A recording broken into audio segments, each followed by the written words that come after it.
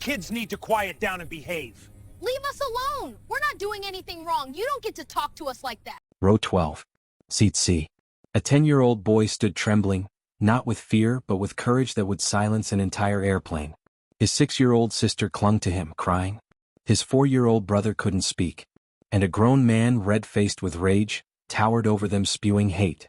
But what this child said next didn't just stop one bully. It changed every person on that flight forever. This is Marcus Thompson, 5th grader, straight-A student, future astronaut, and the bravest kid you'll ever meet. What happened on Flight 447 will break your heart and restore your faith in humanity. Stay with me. Now, before we get to that moment that shook an entire cabin at 35,000 feet, you need to understand who Marcus Thompson really is. Because heroes aren't born in moments of crisis. They're shaped long before that by the people who love them and the lessons they carry in their hearts. It was a cold Tuesday morning in Chicago. 7:15 a.m. at O'Hare International Airport, Gate B-17. The airport buzzed with the usual chaos, business travelers rushing with coffee in hand, families herding sleepy children, announcements echoing through the terminals. But at Gate B-17, the Thompson family stood together, and if you'd seen them, you might have thought they were just another ordinary family heading somewhere ordinary. But there was nothing ordinary about where they were going, or what was about to happen. Marcus David Thompson, 10 years old. 4th row, 2nd seat in Mrs. Patterson's 5th grade class at Lincoln Elementary. The kind of kid who raises his hand for every question, who stays after school to help the teacher clean the whiteboard, who actually reads the books on the summer reading list. His teachers called him gifted. His classmates called him the professor, because he could explain complex math problems like he was born understanding them. But Marcus never acted superior. He just loved learning the way other kids love video games. That morning he wore his favorite NASA t-shirt, the one with the space shuttle on the front that he'd worn so many times the logo was starting to fade. His glasses sat slightly too big on his face, the kind he'd grow into eventually. In his backpack, carefully wrapped in a protective folder, was his science project on the Mars rover that had earned him first place at the school fair. And tucked in the front pocket was something even more precious, a worn paperback book of Dr. Martin Luther King Jr.'s speeches, with a bookmark holding a page his grandmother had marked for him. His grandmother. That's why they were flying to Atlanta. Not for vacation. Not for adventure. For a funeral. For goodbye. Standing next to Marcus was his 6-year-old sister, Zoe. Where Marcus was quiet and thoughtful, Zoe was sunshine and sound. She talked constantly, asking questions about everything, making up stories about the people walking by, wondering out loud if clouds tasted like marshmallows and if pilots got to see rainbows from the top. In her arms, she clutched Captain Cuddles, a teddy bear so worn and loved that one of his button eyes was hanging by a thread. Zoe had been drawing all morning, pictures of airplanes and stick-figure families holding hands in the sky. She'd told Marcus at least 15 times how excited she was to fly, how she'd never been on a plane before, how she was going to count every single cloud. Then there was Isaiah. 4 years old. Quiet. Set. The kind of little boy who hid behind his mother's leg when strangers said hello, who whispered instead of talked, who communicated more with his huge brown eyes than with words. In his small hands he held a toy airplane, red and blue plastic, one wing slightly cracked from being loved too hard. He'd been carrying it everywhere for weeks, making soft whooshing sounds, mimicking the planes he'd seen taking off in videos. When he got nervous or scared, Isaiah went completely silent. Nonverbal, the doctors called it. Just his way of processing a world that sometimes felt too big and too loud. Their parents stood close by. Reverend David Thompson, a community pastor with gentle eyes and a warm smile that made strangers feel like family. He was the kind of man who stopped to help anyone who needed it, who preached about love and dignity every Sunday, who taught his children that everyone, every single person, deserved respect and kindness. That morning, his voice was soft as he knelt down to Marcus's level, his hand on his son's shoulder. He reminded Marcus what this trip meant. They were going to say goodbye to Grandma Dorothy, the woman who'd raised him in that same church, who taught him that faith wasn't just about believing in God, it was about believing in people, in goodness, in the possibility of change. He reminded all 3 children to represent their family well, to remember their manners, to treat everyone with respect. And beside him stood Dr. Lisa Thompson, a pediatrician who spent her days healing children, who could diagnose an ear infection from across a room and calm a crying toddler with just her voice. She was protective, fiercely so, but she also knew when to let her children navigate the world themselves. That morning she checked everyone's backpacks twice, made sure they had snacks and activities for the flight, reminded them to stay hydrated, to use the bathroom before boarding. She looked at Marcus with that mixture of pride and worry that only mothers have, knowing he was growing up faster than she was ready for. But there was one voice missing that morning. One person who should have been there but wasn't. Grandma Dorothy. She'd passed 3 weeks earlier, peacefully in her sleep, surrounded by photos of her family. And in her final days she'd called Marcus to her bedside. Her voice had been weak, but her words were strong. She'd held his hand, her skin paper-thin and soft, and she'd looked at him with eyes that had seen 78 years of life, of struggle, of joy, of injustice, of hope. She told him, "Marcus baby, you're going to see things in this world that aren't fair. You're going to meet people who judge you before they know you. Who see your beautiful brown skin and make assumptions about who you are and what you're worth. And when that happens, not if but when, you remember this. Stand tall. Speak truth. And never, ever let anyone make you feel small. You are a child of God. You are brilliant. You are loved. And you belong everywhere you choose to stand." Marcus had nodded, not fully understanding then. But he'd remember. Oh, he'd remember. The boarding announcement crackled through the gate speakers. Group 3. That was them. Marcus stood up first, adjusting his backpack, and naturally, so naturally it seemed like he'd been doing it forever, he reached for his sibling's hands. Zoe grabbed his left hand, chattering about window seats and clouds. Isaiah took his right, clutching that toy airplane against his chest. They walked down the jetway together, a small parade of anticipation and nervous energy. Marcus walked with confidence, not arrogance, but the quiet assurance of a child who'd been raised to believe he had every right to be exactly where he was. Flight attendants smiled at them as they boarded. Other passengers shuffled past with their carry-ons and their distractions. Flight 447. Chicago to Atlanta. 2 hours and 15 minutes. Row 12, seats C, D, and E, the middle section right over the wing. There'd been a seating error. Mom and Dad were in row 13 directly behind them, but somehow the airline system had separated them by 1 row. It happens sometimes. No big deal. Marcus had immediately volunteered to sit between Zoe and Isaiah. He was the oldest. It was his job to take care of them. His parents had hesitated. Was 10 old enough for that responsibility? But Marcus had insisted with that serious expression he got when he was determined about something. And they'd agreed. The flight attendant working their section was named Sarah Martinez. 28 years old, 5 years with the airline, and she'd seen it all. Screaming babies, drunk passengers, marriage proposals at 30,000 feet. But when she saw Marcus helping his little brother with his seatbelt, patiently explaining how the buckle worked, adjusting the strap so it wasn't too tight, she'd smiled. Really smiled. There was something about this kid, the way he moved with such care, such maturity. She made a mental note to bring him extra pretzels later. Around them, the plane filled with the usual cross-section of humanity. In row 11, directly in front of them, sat an elderly black couple, Mr. and Mrs. Patterson. They'd been married 52 years. You could tell by the way they moved together, finishing each other's sentences, sharing a newspaper without having to discuss who got which section. Mr. Patterson had noticed the Thompson children boarding, and something in his weathered face had softened. He'd given Marcus a small nod, the kind of acknowledgement that passes between people who recognize something in each other. In row 10 sat Jessica, a young white mother traveling alone with a sleeping infant strapped to her chest in one of those complicated-looking baby carriers. She looked exhausted, the bone-deep tired of new motherhood, but when Zoe had waved at her baby she'd smiled and waved back. The cabin filled with the sounds of normalcy. Overhead bins slamming shut. Carry-on bags being shoved and rearranged. The flight attendant's voice explaining safety procedures that no one really listened to. Phones being switched to airplane mode. Last-minute texts being sent.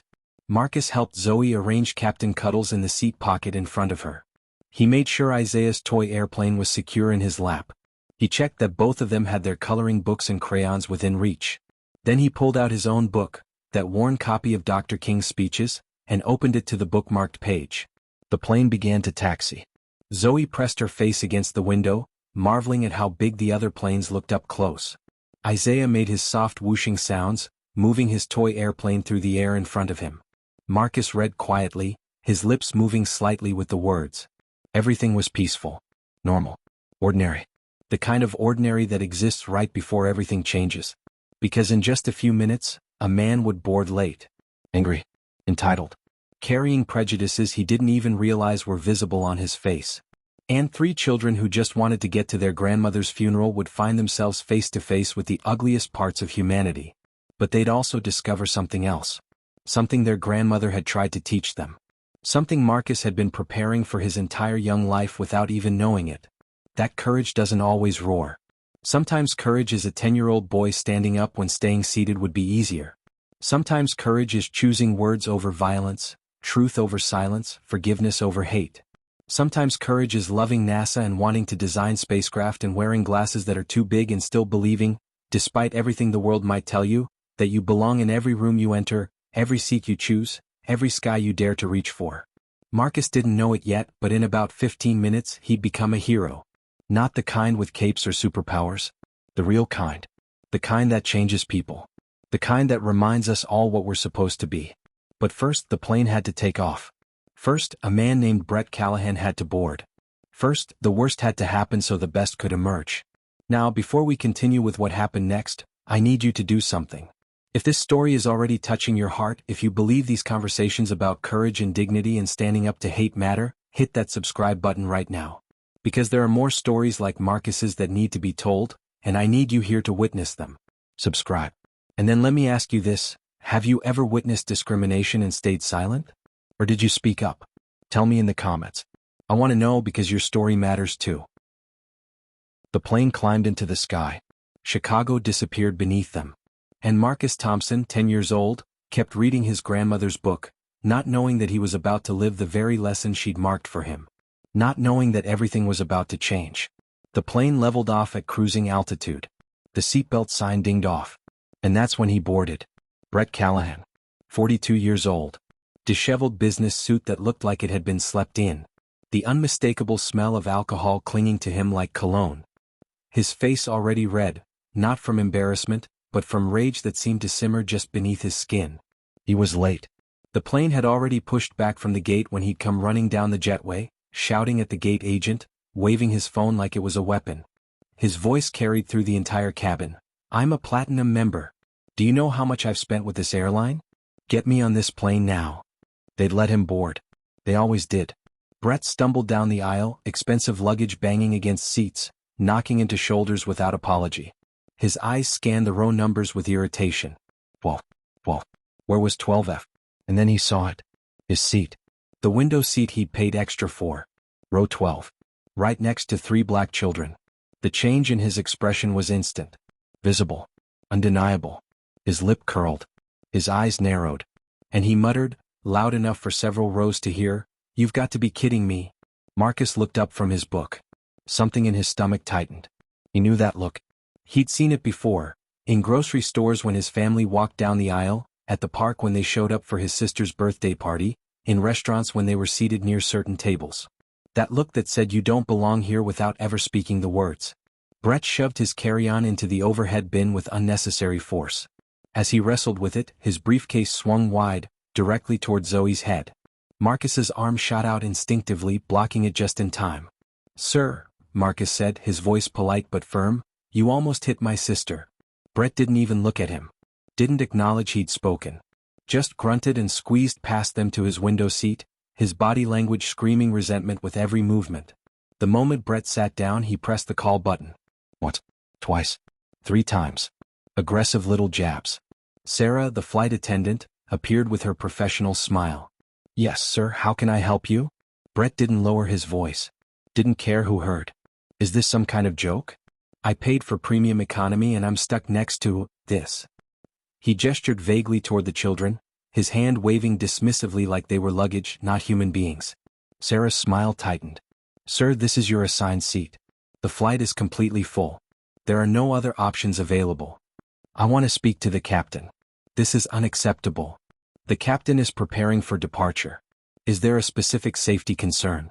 Brett's jaw clenched. He knew what she was really asking. He couldn't say the quiet part out loud. Not directly. Not yet. "Forget it," he muttered, pulling out his phone. Marcus returned to his book, but his hands were shaking slightly. Zoe had gone quiet, unusual for her, clutching Captain Cuddles tighter. Isaiah pressed closer to his brother's side. The plane took off. Chicago disappeared below. And for about 10 minutes there was tense silence. Then Brett made a phone call. He didn't use headphones. didn't lower his voice. His words filled the cabin like poison gas. Yeah, I'm on the plane. No, it's terrible. I'm surrounded. You know what I mean. Boss. Cruel laugh. Can't even get peace and quiet anymore. Not even in premium economy. Standards have really gone downhill. They'll let anyone fly these days. Marcus's jaw tightened. He kept his eyes on his book, but he wasn't reading anymore. He was just staring at the words, trying to breathe steadily, trying to remember what his father taught him about dignity, about not letting other people's hate become your burden. The flight attendant came by with drinks. Brett ordered vodka. His third, based on the empties already on his tray table. As she poured, turbulence hit. Just a small bump. But Brett's water glass tipped, spilling across his tray and onto his lap. He exploded. Are you kidding me? He whipped around to Isaiah, his finger jabbing toward the 4-year-old. Your kid just bumped my arm. Look at this. Isaiah hadn't moved. He was pressed against Marcus, frozen, his toy airplane clutched to his chest. From row 13 their mother's voice cut through. Sir, my son didn't touch you. That was turbulence. Brett's face went redder. Oh, here we go. Maybe if you controlled your kids better we wouldn't have these problems. But I guess expecting basic parenting is too much to ask. The words hung in the air like a slap. Mr. Patterson, the elderly man in row 11, turned around slowly. His eyes that had seen decades of this exact behavior, met Brett's with something between pity and warning. But Brett wasn't done. He was just getting started. 20 minutes into the flight, Isaiah tugged on Marcus's sleeve. His face had that look, the one that meant he needed the bathroom. Urgently. Marcus unbuckled both their seatbelts, helping his little brother stand. They'd have to climb over Brett to get to the aisle. Excuse us, sir, Marcus said quietly. Brett's head snapped toward them. Where do you think you're going? My brother needs to use the restroom, sir. Brett didn't move. Didn't budge an inch. Just stared at them with open hostility.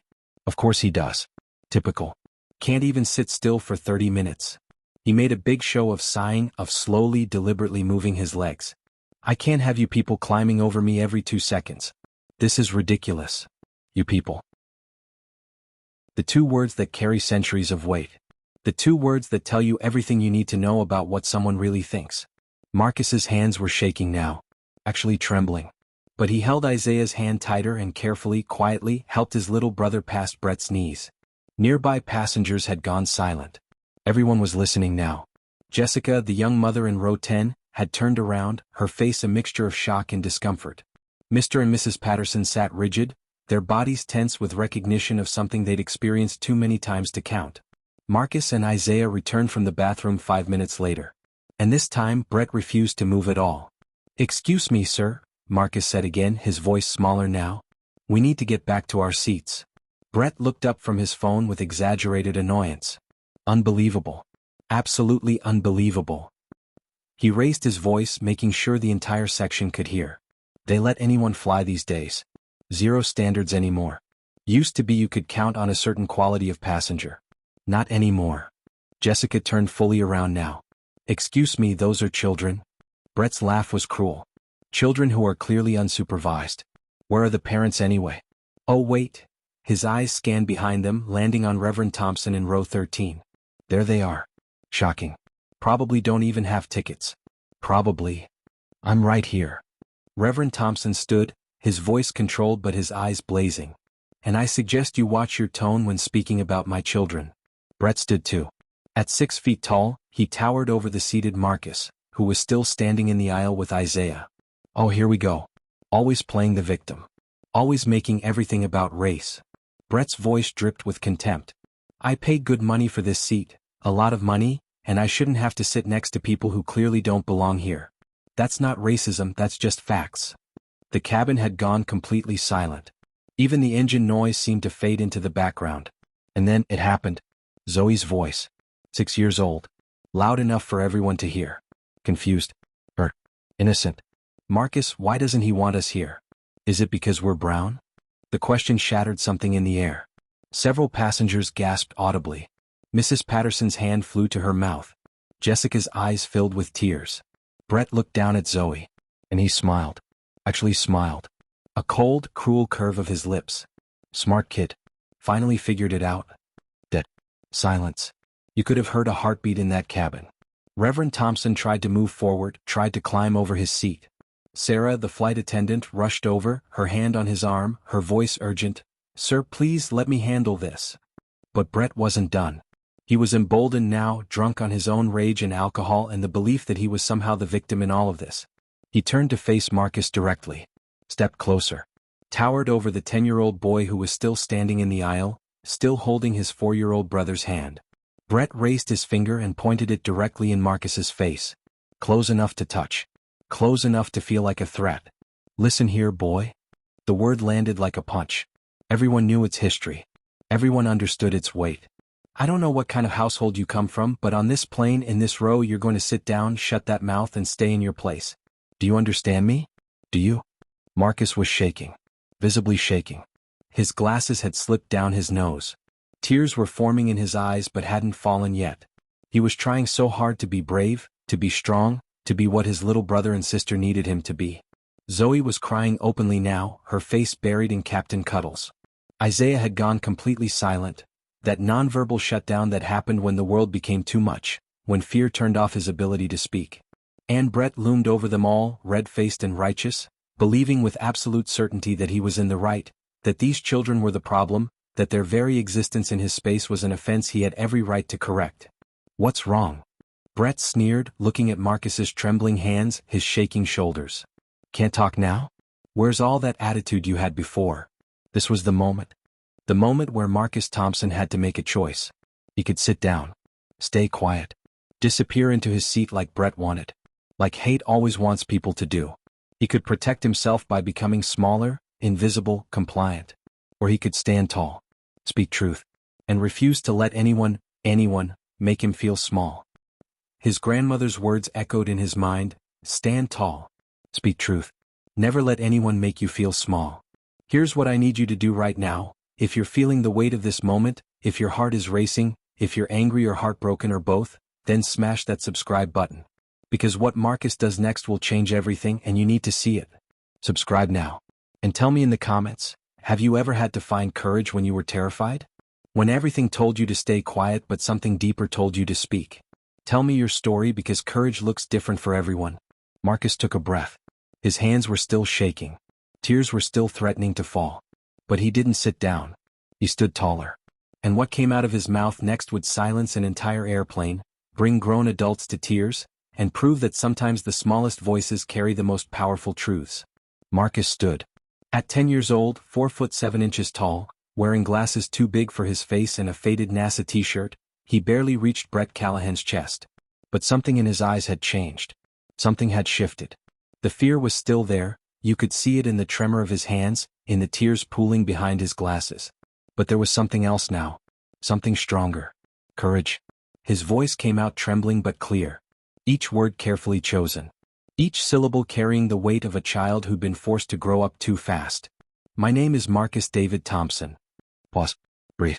Not boy. Marcus. Brett's sneer faltered. Just slightly. "I'm 10 years old. I'm in 5th grade. I get straight A's. I'm in the gifted program at Lincoln Elementary. I love astronomy. I love learning about stars and planets and how the universe works.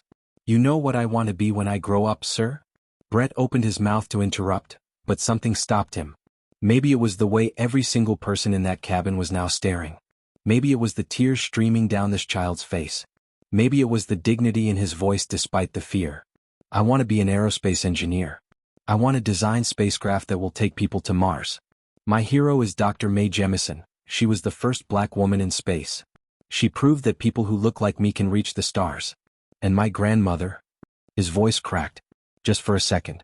"My grandmother, who we're flying to Atlanta to bury right now, who died 3 weeks ago, who I loved more than anything. She told me I could be anything I wanted to be. She believed in me. She said I was smart enough, strong enough, good enough." Pin drop silence. You could hear breathing. You could hear heartbeats. Marcus wiped his eyes with the back of his hand but didn't look away from Brett. "My sister Zoe, right here, she wants to be an artist. She draws every single day. This morning she drew a picture of our family on an airplane because she was so excited for this trip.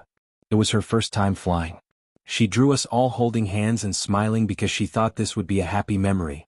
Zoe's sobs were the only sound besides Marcus's voice. "My brother Isaiah, he loves airplanes. He's been carrying that toy plane everywhere for weeks, counting down the days until we could fly. He's shy, he doesn't talk much, especially when he's scared. But he's the kindest person I know. He shares everything he has. He hugs me every morning before school. Marcus's voice grew steadier now, even as more tears fell. You asked me if I understand. You asked me if I know my place. Long pause. Marcus looked directly into Brett's eyes. Yes, sir. I understand. I understand that you're angry. I understand that you don't want to sit next to us. I understand that you think we don't belong here. I heard every word you said. I heard you tell someone on the phone that you're surrounded. I heard you say standards have gone downhill. I heard you say we don't belong. The cabin felt like it was holding its breath. But here's what I don't understand, sir. Marcus's voice broke again, but he pushed through. Why does our skin make you so angry? We didn't choose it. We didn't do anything to you. We didn't hurt you. We're just kids trying to get to our grandmother's funeral. We're just people. Just human beings. We paid for our seats just like you did. We went through security just like you did. We followed all the rules just like you did. We're being polite. We're being quiet. We're not bothering anyone. Tears were streaming down his face now, but his voice never wavered. So why? Why do you hate us so much when you don't even know us? When you've never met us before? When we never did anything to you except exist in the same row? Absolute. Stunned. Silence. And then, Mrs. Patterson stood up. This 78-year-old black woman who'd seen decades of this exact hatred, who'd lived through Jim Crow, who'd marched in the 60s, who carried scars both visible and invisible, she stood, tears streaming down her weathered face. Baby, her voice shook with emotion, you just spoke truth. God bless you, child. God bless you. Mr. Patterson stood next, his hand gripping the seat in front of him for support, his voice breaking with 80 years of held-back pain. That boy just said what I've been holding inside for 70 years. 70 years. He looked at Brett with something between pity and righteous anger. You should be ashamed. That child has more dignity in his little finger than you have in your entire body. Jessica, the young mother in row 10, turned around fully now, her baby still asleep against her chest, tears running down her cheeks. I'm so sorry, she whispered, looking at Marcus. I'm so sorry you had to say that. I'm sorry any child has to ask those questions. I'm sorry. A businessman from row 14 stood up, his voice carrying authority. That child has more dignity, more grace, more humanity than you'll ever have. He pointed at Brett. You should be embarrassed. You should be ashamed. He's 10 years old and he's a better man than you. The cabin erupted in murmurs of agreement. Nods. Tears. Solidarity. But Marcus wasn't done. With shaking hands he reached into his backpack. He pulled out that worn paperback book, the one his grandmother had given him. Dr. Martin Luther King Jr.'s speeches. Pages yellowed. Spine cracked from being read and reread. A bookmark holding a special page. My grandmother gave me this before she got sick. Before she died. Marcus's voice was quieter now, but somehow it carried even more weight. It's Dr. King's speeches. She marked this one for me. She told me to read it whenever I felt small. Whenever people made me feel like I didn't belong. He opened to the bookmarked page. His hands were still trembling. But he read clearly, each word pronounced with careful reverence. Darkness cannot drive out darkness, only light can do that. Hate cannot drive out hate, only love can do that. He looked up at Brett, who had gone completely still. My grandma told me that when people are mean to me because of how I look, it's because they're in darkness. She said their hearts are full of something painful, something broken, something that makes them want to hurt others. And she said my job, my responsibility, isn't to hate them back. My job is to be the light. Marcus closed the book, holding it against his chest like a shield. So I forgive you, sir. The words hung in the air like a prayer. I don't know what happened to you. I don't know what hurt you so badly that you want to hurt kids like me and my brother and sister. I don't know what made you so angry at people you don't even know. But I forgive you. Because my grandma taught me that everyone is fighting a battle we can't see. And she taught me that the only way to beat darkness is with light. The only way to beat hate is with love. Marcus's voice broke on the last words. So I forgive you. And I hope whatever's making you so sad, whatever's hurting you so much inside, I hope it gets better. I really do. What happened next no one expected. Brett Callahan, 6 feet tall, 42 years old, entitled and angry and so certain of his righteousness just moments before, crumbled. He sat down heavily in his seat, put his head in his hands, and his shoulders began to shake. He was crying. Not angry tears. Not self-pitying tears. but the kind of tears that come from seeing yourself clearly for the first time. From recognizing the monster you've become. His voice came out broken, barely audible. I lost my job. 3 weeks ago. 20 years with the company. 20 years of my life. And they replaced me. Just like that. I thought. He stopped, his breath hitching. I thought if I was angrier, if I blamed someone, if I found someone to be less than me, it would hurt less.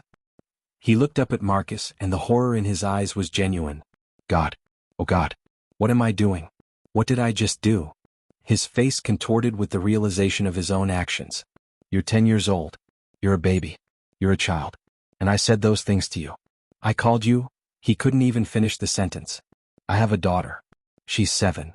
If someone talked to her the way I just talked to you, if someone made her cry like I made your sister cry, if someone made her feel small and unwanted and hated. He broke down completely. Oh God. What have I become? Marcus slowly sat back down between his siblings. He pulled Zoe close on one side, Isaiah on the other. Protected them with his small arms even though he was trembling too. My dad says hurt people, Marcus said softly. I'm sorry you lost your job, sir. That must really hurt. But my brother and sister and me, we didn't take it from you. We didn't do anything to you. We're just kids trying to be kids. And we deserve that. Every kid deserves that. Every person deserves to feel like they belong.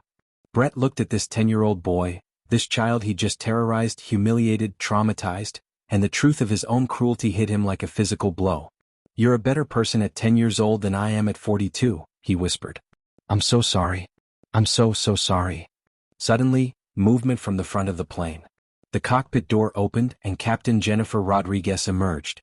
Latina, 45 years old, 20-year veteran pilot, and she looked ready for war. Her uniform was crisp, her expression was steel, and her presence commanded immediate attention. She walked down the aisle with purpose. Every eye followed her. She stopped at row 12. Mr. Callahan. Her voice could cut glass. I've been informed of your behavior. As the captain of this aircraft, I have the authority to divert this plane immediately and have you removed by federal law enforcement. What you've done constitutes harassment and racial discrimination, both federal offenses when committed at 35,000 feet. Do you understand the severity of this situation? Brett nodded miserably. Yes, ma'am. I understand. I deserve whatever consequences. I'm not finished. Captain Rodriguez's eyes were fierce. But before I make my decision, I want to hear from the person who was targeted by your hatred. She turned to Marcus and her expression softened just slightly. Marcus, is that right? He nodded, wiping his eyes. Marcus, you showed extraordinary courage just now. You spoke truth with more grace than most adults could manage. And I want to know what you think should happen. What consequences do you think Mr. Callahan should face? Every single person on that plane was staring at a 10-year-old boy, waiting for his answer. Waiting to see what justice looked like through the eyes of a child who'd just been subjected to hate. Marcus thought carefully.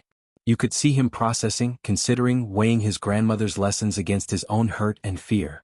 Captain, ma'am, he said slowly, I think Mr. Callahan is really sorry. I think he knows what he did was wrong. And my dad always says that everyone deserves a chance to be better. That mistakes don't have to be forever if people are willing to change. He paused, glancing at Zoe and Isaiah. But my sister and brother are scared. And I need to keep them safe. That's my job as their big brother. So maybe he could sit somewhere else? If there's another seat? Because I do forgive him. I mean it. But I still need my brother and sister to feel safe for the rest of the flight. Wisdom. Pure wisdom from a 5th grader. Captain Rodriguez nodded with something like respect in her eyes. That's more than fair, Marcus. That's more grace than most people would show. She turned back to Brett.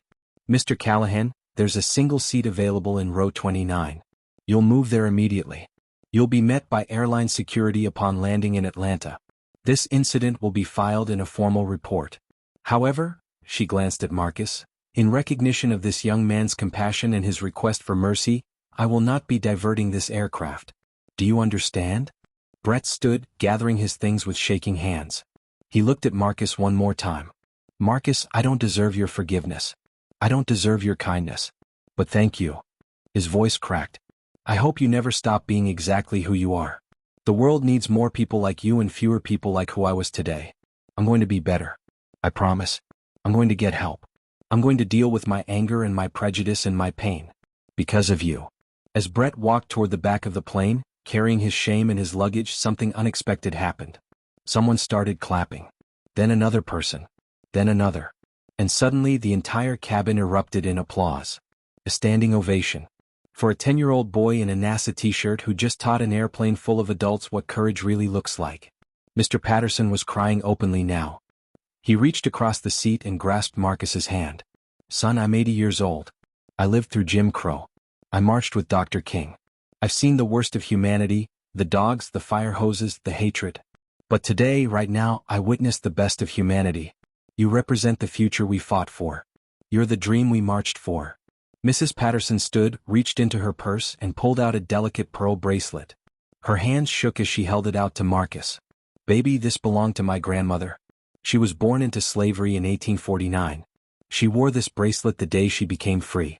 And she passed it down through our family with one instruction: give it to someone who fights for freedom, for dignity, for justice. Tears streamed down her weathered face. You fought today, baby. Without violence, without hatred, without becoming what hurt you. Warrior to warrior, this is yours now. Marcus stared at the bracelet, overwhelmed. Ma'am, I can't. This is too important. That's exactly why you can, she said firmly. Because you understand what it means. Sarah, the flight attendant, knelt beside Marcus's seat. Her professional composure had cracked, tears running down her face. Marcus, I've been flying for 15 years. 15 years. I've seen marriage proposals and births and reunions and goodbyes. But I have never witnessed anything like what you just did. You changed every single person on this plane today. Including me. Jessica, the young mother, had walked back to row 12, her sleeping baby still strapped to her chest. I have a daughter, she said, her voice thick with emotion. She's only 6 months old. And I want her to grow up in the world you're building. A world where courage looks like this. Where standing up to hate looks like this. Where children know their worth so deeply that no one can take it from them. She wiped her eyes. Thank you for teaching me what I need to teach her. And then Marcus's father climbed over the seat from row 13. Reverend David Thompson, this gentle man who preached love every Sunday, who taught his children about dignity and grace, who'd been forced to watch his son face hatred while regulations kept him one row away. He wrapped Marcus in his arms and held him tight. Your grandmother would be so proud of you, he whispered into his son's hair. You honored her memory today. You showed the world exactly what she taught you: dignity, courage, grace under pressure. You protected your brother and sister not with anger or violence, but with truth and love. Son, you stood in the gap. That's what heroes do. And finally Marcus broke. The brave facade crumbled. The mature, articulate, wise beyond his years demeanor fell away, and he was just a 10-year-old boy again. Scared. Overwhelmed. Exhausted. Dad, I was so scared, he sobbed into his father's shoulder. I didn't know what to do. My hands were shaking so bad. I thought I was going to throw up. I just kept thinking about what Grandma would say. What would Grandma do? And I tried so hard. You did perfectly, his father said, holding him tighter. You did more than perfectly. You were brave when being quiet would have been easier. You spoke truth when silence would have been safer. You chose light when darkness was right in front of you. His mother joined the embrace, pulling all three children close, creating a protective circle of love. You are my brave, beautiful boy, she whispered. And you're safe now. All of you are safe. Listen to me right now. If your heart is pounding, if you're crying, if Marcus's courage just changed something in you, then you need to subscribe to this channel immediately. Because stories like this, stories of real courage and dignity and choosing light over darkness, these are the stories that change the world. Hit that subscribe button. Do it now. And then tell me in the comments, what would you have done in Marcus's place? Would you have had the courage to speak? Or would fear have kept you silent? Be honest. Because courage isn't the absence of fear, it's what you do despite it. The rest of that flight passed in a blur of conversation, tears, and connection. Passengers who'd been strangers 2 hours ago were now bonded by having witnessed something profound. Something that would stay with them forever. Brett Callahan sat in row 29, staring out the window, his reflection showing him a man he no longer recognized. A man he no longer wanted to be. And Marcus Thompson sat between his siblings, wearing a pearl bracelet that had survived slavery, holding a book of speeches from a man who'd changed the world, carrying lessons from a grandmother who'd taught him that he could be anything. He was just a 10-year-old kid who loved NASA and wanted to design spacecraft. But on Flight 447 at 35,000 feet, he became something more. He became proof that the smallest voices can carry the most powerful truths. He became a reminder that dignity can't be taken, only given away. He became evidence that courage doesn't always roar. Sometimes it speaks with a trembling voice and tears streaming down its face. And he became hope. Living, breathing hope that the next generation might just save us all. The plane touched down in Atlanta at 9:47 a.m. But the transformation that happened at 35,000 feet? That was just beginning. For the rest of that flight, something extraordinary unfolded. Passengers who'd witnessed Marcus's courage couldn't stay silent. They approached him one by one, sharing their own stories of discrimination, of staying quiet when they should have spoken, of regret and resolution. A black businessman in his 50s pressed his business card into Marcus's hand, tears in his eyes. "My name is David Chin. I'm CEO of Chin Technologies. When you're ready for college, you call me. Full scholarship. Engineering program. I mean every word. The world needs brilliant minds like yours, and I'm going to make sure nothing stands in your way." A college student showed Marcus her phone. She'd recorded the confrontation and posted it with the family's permission. The video was already going viral. #Marcus the Hero was trending worldwide. Millions of people watching a 10-year-old boy teach the world about dignity and courage. When the plane finally parked at the gate, Captain Rodriguez personally invited Marcus to the cockpit. She showed him the controls, explained how the instruments worked, talked to him about aerospace engineering programs. "You keep reaching for the stars, Marcus," she told him, "because you're already flying higher than most people ever will." As passengers filed off, Brett Callahan was escorted by 2 airport security officers. But before he left, he turned back one last time. His eyes found Marcus. "I'm entering counseling," he said, his voice thick with emotion. "I'm going to deal with my anger, my prejudice, my pain. I'm going to volunteer with youth programs. I'm going to do the work to become better." He paused. "Because of you, Marcus. A 10-year-old taught me what 42 years couldn't. Thank you." The Thompson family was met by relatives at baggage claim. Hugs. Tears. The story was already spreading through their community. But they had somewhere important to be. 2 hours later, Marcus stood in the quiet stillness of Anderson Funeral Home. His grandmother lay peaceful in her casket, wearing her favorite purple dress, her hands folded over her Bible. Marcus approached slowly. In his palm, he held Mrs. Patterson's pearl bracelet, the one that had survived slavery, that had been passed warrior to warrior. He placed it gently in his grandmother's hands. "Grandma," he whispered, his voice breaking in the empty room, "I did what you taught me. On the airplane today, when that man was mean, when he said those things, I stood tall. I spoke truth. I didn't let him make me feel small." Tears rolled down his cheeks. "I was so scared, Grandma. My hands were shaking and I wanted to hide. But I heard your voice in my head. I remembered everything you said. And I tried to be brave like you. I tried to be light in the darkness." He touched her hand one more time.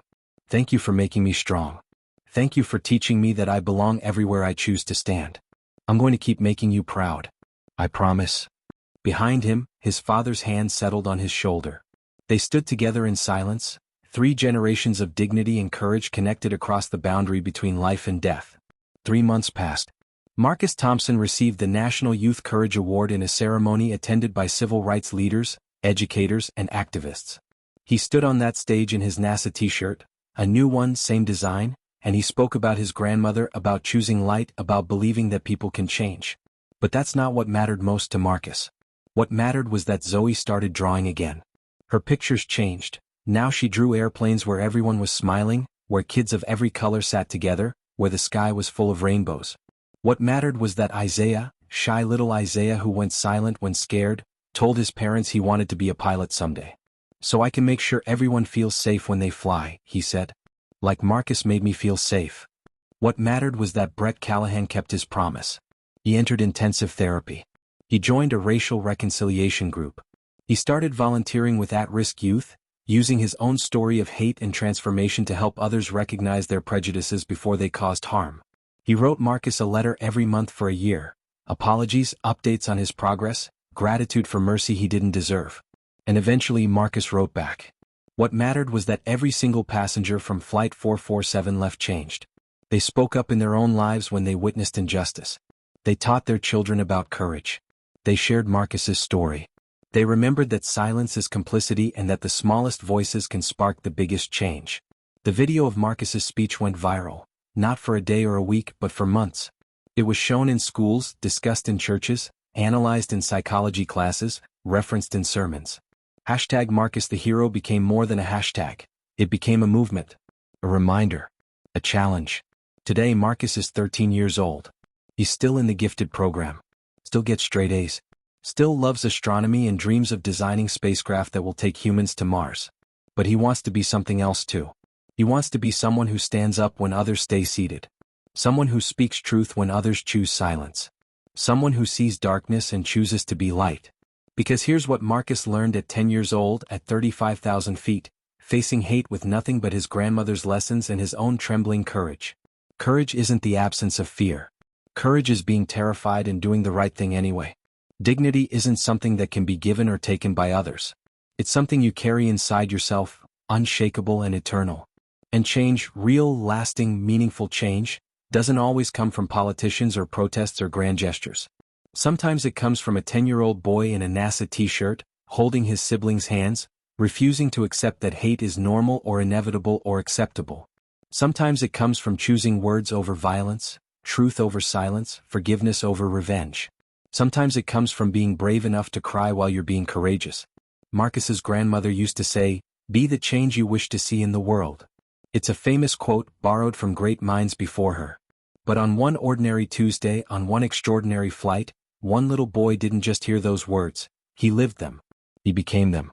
And in doing so, he proved something the world desperately needs to remember.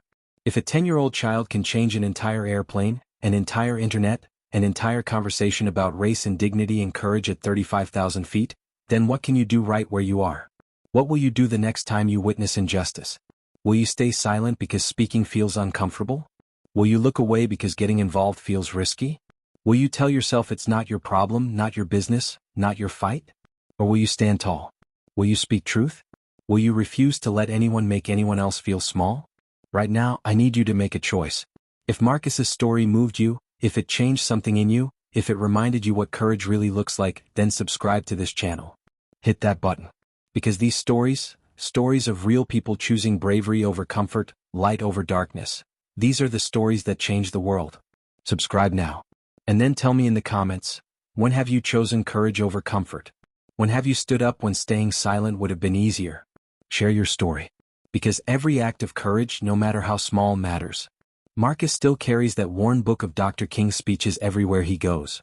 Still keeps Mrs. Patterson's grandmother's story in his heart, a woman born into slavery whose bracelet now rests with another warrior. He still visits his grandmother's grave every month. Still tells her about his dreams, his struggles, his victories. And he still believes, with absolute certainty, that people can change, that love is stronger than hate, and that being the light is always worth it, even when the darkness feels overwhelming. This story is inspired by countless real experiences. By every black child who's had to explain their humanity to someone who refused to see it. By every parent who's had to watch their baby face hatred. By every person who stood up when staying seated would have been easier. Racism isn't history. It's present reality. It happens on airplanes and in classrooms and in grocery stores and in neighborhoods just like yours. But so is courage. So is dignity. So is the possibility of change. Marcus Thompson proved that at 10 years old. What's your excuse? Stand up. Speak out. Be the light. Be like Marcus. Be brave. Be kind. Choose love over hate every single time. And share this story. Not for views or clicks or algorithms, but because these conversations matter. Because racism thrives in silence and dies in the light of truth. Because someone watching right now needs to hear that their voice matters, that their courage counts, that they're not alone. Make some noise. Start some conversations. Change some minds. Because if we've learned anything from Marcus Thompson, it's this. You're never too young, too small, or too powerless to change the world. You just have to be brave enough to try. Stand tall. Speak truth. Never let anyone make you feel small. That's Marcus's grandmother's legacy. That's Marcus's gift to us all. Now go. And be the change you wish to see. The world is waiting. Thank you for staying with me through Marcus's story. If this touched your heart, if his courage inspired you, then I need you to do 3 things right now. First, subscribe. Hit that button below. These stories of courage and standing up to injustice need to be heard, and I can't amplify them without you. Second, comment below. Tell me, have you ever had to find courage when you were scared? When have you stood up when staying silent would have been easier? I read every comment. Your story matters. Third, share this video. Send it to someone who needs to hear it. Because the more people who witness stories like Marcus's, the more courage we create in the world. We're building a community here of people who refuse to stay silent. People who choose light over darkness. People who believe that change is possible. So subscribe, like, share, comment. Remember Marcus's grandmother's words, stand tall. Speak truth. Never let anyone make you feel small. And always be the light. Thank you for watching. I'll see you in the next story. Now go out there and be brave.